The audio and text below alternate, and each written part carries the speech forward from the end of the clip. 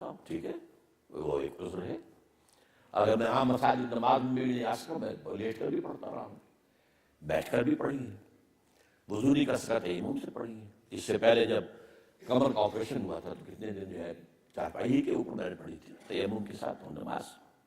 تو یہ چیز، لیکن یہ کہ پڑھو، نماز پڑھنی ہے وہ ہر حال میں، انفروا خفافا وثقالا، چاہے بوجھل ہو چاہے ہلکے ہو، اور اس کے دونوں معنی ہے۔ ساز و سامان ہے یا نہیں ہے، نکلو۔ ایک ہلکا آدمی کو سامان نہیں ہے، ایک ساز و سامان ہے۔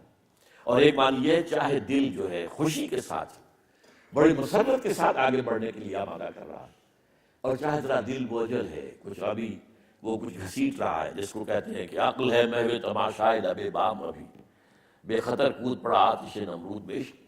لیکن ہر حال میں نکلو ضرور۔ حکم جو ہے انفروا خفافا وثقالا وجاہدوا باموالکم وانفسکم فی سبیل اللہ۔ تو یہ جماعت کے اندر شامل ہو کر ظاہر بات ہے کہ اس کے اندر نقاب، اس کے اندر جو ہے فرق اور جو ہے رہے گا امتیاز، وہ اللہ تعالیٰ کے اونچے درجے ہیں۔ اس پر کئی دفعہ میں گفتگو کر چکا ہوں۔ آخر انبیاء، صدیقین، شہداء، صالحین، یہ درجہ بندی کیوں کی گئی؟ والسابقون الاولون من المہاجرین والانصار والذین اتبعوهم بإحسان، یہ درجہ بندی کیوں کی گئی؟ تو یہ سارا، اور ایسے بھی لوگ ہیں وآخرون خلطوا عملا صالحا وآخر سیئا، ایسے بھی ہیں جن کی زندگیوں میں نیکی بدی کو جلدی چلتی رہتی ہے۔ بہرحال ہر شخص جو ہے وہ اپنی مقام، اپنی سطح، اپنی ان پٹ، اپنی صلاحیت کے مطابق جدوجہد کرے، لیکن پھر کان کھول کر سن لیجئے۔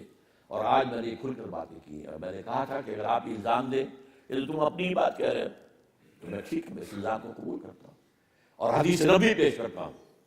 لا یؤمن احدکم حتی یحب لأخیہ ما یحب لنفسہ، تم میں سے کوئی شخص مومن نہیں ہو سکتا جب تک کہ وہ اپنے بھائی کے لیے بھی وہی بات پسند نہ کرے جو اپنے لیے کرتا ہے۔ تو میں نے جو کچھ اپنے لیے پسند کیا ہے، میری زندگی کھلی کتاب ہے، آپ نوٹ کر لیجیے۔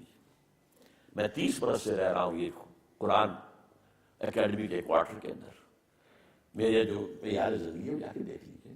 1954 میں MBBS کیا تھا کبھی میں نے، جبکہ MBBS جو ہے وہ بڑی شے سمجھی جاتی تھی۔ اب تو خیر MBBS کی کوئی حیثیت نہیں رہی جب تک کہ کوئی اور فردر کوالیفیکیشن نہ ہو۔ بہرحال میں نے دنیا میں کچھ نہیں بنایا، اپنا حساب کم و بیش بھی لکھ کر شائع کر دیا، اس کی پوری تفصیل دے دی۔ اس لیے کہ قرآن مجید میں 6 جگہ آتا ہے کہ جو بھی داعی الحق ہو اس کا کام یہ ہے کہ وہ کہتا ہے وما اسألکم علیہ من اجر ان اجری الا علی رب العالمین، میں تم سے اپنی اس محنت پر، اس دعوت پر، اس جد و جہد پر، اس سعی و جہد کے اوپر میں تم سے کوئی محنتانہ طلب نہیں کر رہا ہوں، کوئی اجرت نہیں مانتا ہوں، میری اجرت اللہ کے ذمہ ہے، میرا اجر اللہ کے ذمہ ہے۔ بہرحال میں نے جس کام میں اپنی زندگی لگائی ہے میں اسی کی طرف آپ کو دعوت دے رہا ہوں، اور میں آج کھل کر آپ کو دعوت دے رہا ہوں تنظیم اسلامی میں شامل ہوں، اور اس لیے کہ میرے نزدیک کوئی اور جماعت نہیں، اگر ہوتی تو میں جماعت تنظیم بناتا ہی نا۔ جماعت بنانا کوئی آسان کام، دانتوں پسینہ آتا، یہ کوئی جانوروں کا غلہ تو نہیں ہوتا، بھیڑوں بکریوں کا غلہ ہے، 100 ہے 200 ہے لے کر چل رہے ہیں آپ، ایک لاٹھی ہاتھ میں لی ہوئی ہے، سب ٹھیک۔